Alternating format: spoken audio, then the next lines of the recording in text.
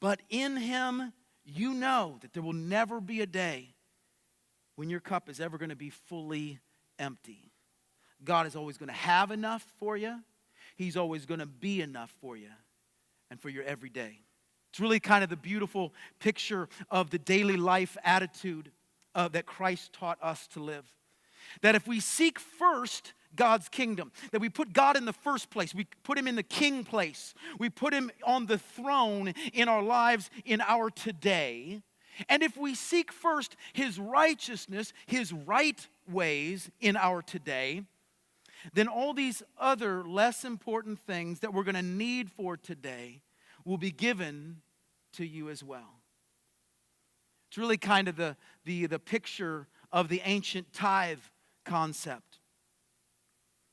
That if we'll give to God the first of what we have, he will multiply the rest of what we have, and we will find that with him we always have enough. I know we usually don't do like big tithing messages or series or stuff around here, but when it's right there in the text, I hope you don't mind if I just tell you a little story of my own. Maybe you've seen my new Facebook profile picture. It's a throwback Thursday, right? From 1990, back when the whole Steve and Renee thing got started, right? We were so cute and young and in love. And I was wearing a bandana, it looks like. But, I remember it was that first year that we were married that our friends at church encouraged us to tithe. And it was easy at first, right? She made a little bit. I was finishing up college, so I made nothing. And 10% of not much wasn't much, so we didn't miss it much, right? But that little bit of putting God first really centered and budgeted and stewarded our lives and our marriage. And God always managed to bless us with enough plus some. And over time, his plus sum adds up to a good sum.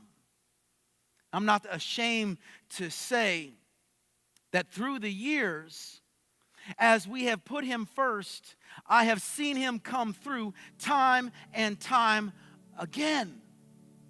But I'm also not ashamed to let you know the doubts and droughts happen, right? The lean times when you don't have enough, and I get worried and I get scared and I hold back from God. I'm still seeing my tithe as money. And I don't know that he needs my money. I've forgotten that maybe the tithe is really about honor. It's about trust. Sometimes just kind of, I'll let it slip. And so I remember when I first moved here to Christ Church, I was building our new house, putting money down on that, right? While Renee and the kids were finishing up the school year in Portland and trying to sell that house. That was a lean time. I was living in friends' houses here for free. I was waiting until there was free food at church so that I could eat, right? I was pleading with God to help us. I tightened our belts financially, right?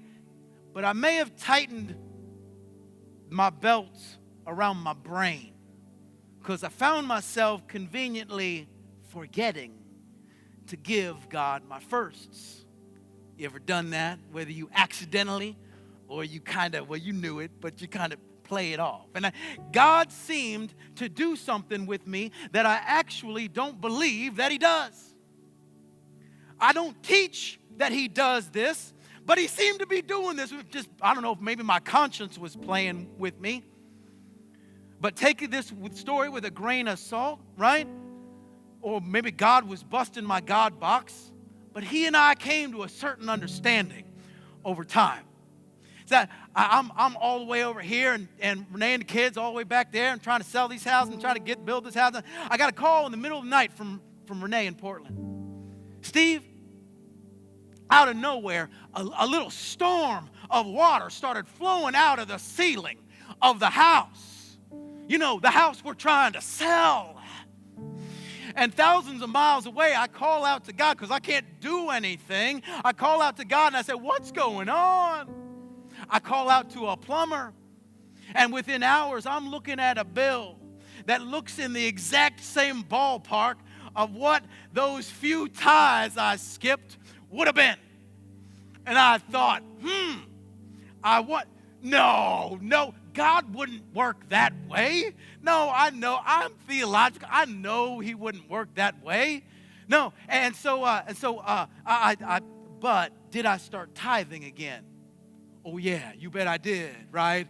I'm no dummy, or am I? Because things smoothed out, and I was back on track with our finances. Portland House now had some buyers. We were almost at the finish line, ready to close. I tightened the belt again, tightened God right out of a couple more tithes. Then I got another call, again from Portland. Renee saying, the inspector came today, and he found some water. This time it was under the house. We're not supposed to have water under the house, are we? And thousands of dollars later, I had paid close to a year's worth of tithes in repairs. And again, I'm like, no way. You don't work like that. I know that. But did I start tithing again? Oh yeah, you bet I did, right? And we moved here. Things have been rocking and rolling for us. And I get my tithe in most of the time, right? So last year, when some water started dripping through my new house in the closet ceiling, before I even got the ladder out, right? And up there with a saw to find out what, I said, no ladder, no saw. I'm going to the computer. I'm getting on there. I'm going to my bank. I'm going to my auto withdrawal. I'm setting it up online so that it comes out every time at the first of my paycheck, every time. I am done with this, right? And I still don't think that God works like that. But I am done testing him on it. I think he and Pastor Steve have come to an understanding. And it's not just an understanding that I'm sick of plumbing problems, but an understanding that he loves me. That in the storms that come and the droughts that are, he's calling me closer to him. And that I can lean into him, trust him, lean into his ways, and no matter how tough it gets, I can trust him for the enough that I need for this day, for this season.